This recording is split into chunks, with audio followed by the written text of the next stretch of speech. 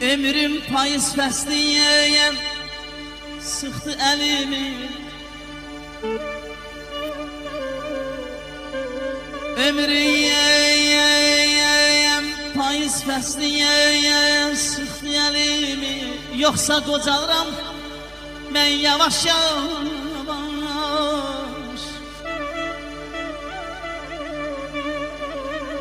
Payızda yarpağım xal düşən kimi.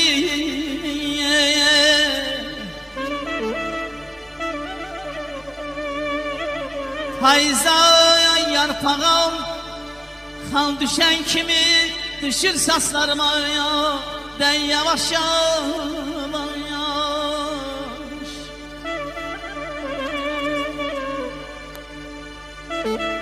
Qocalmazdım dərdin qəmin əlindən. Göz yaşımı silə-silə qocaldım.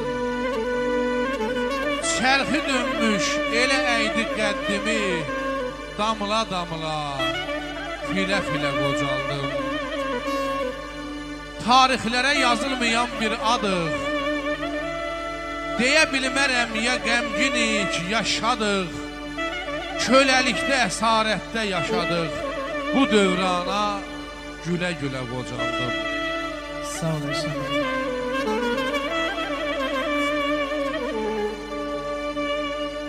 Ağazlar soyunur, yer xəzəlləri yer.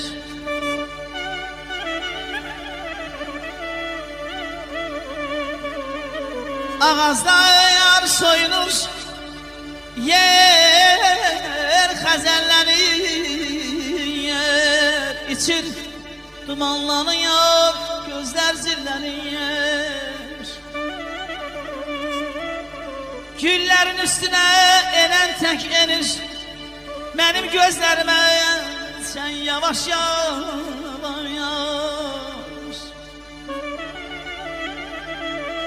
Sararır ged-gedə çöl çəmən çayır.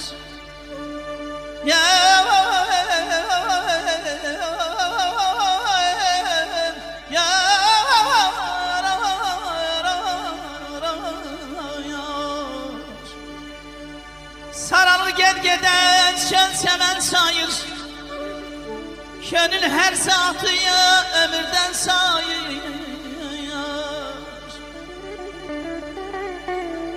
Bir səs qulağıma hey pıçıldayır, bəxtiyar dağlardan ey yavaş yavaş.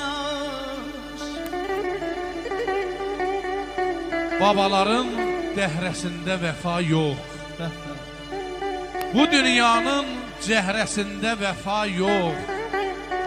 Filə-filə, arğaz-arğaz qocaldım. Doğma oldum, yad qapısını döymədim. Yaltaqlığın libasını geymədim. Ana yurdun sevincinə dəymədim. Kədərini bölə-bölə qocaldım.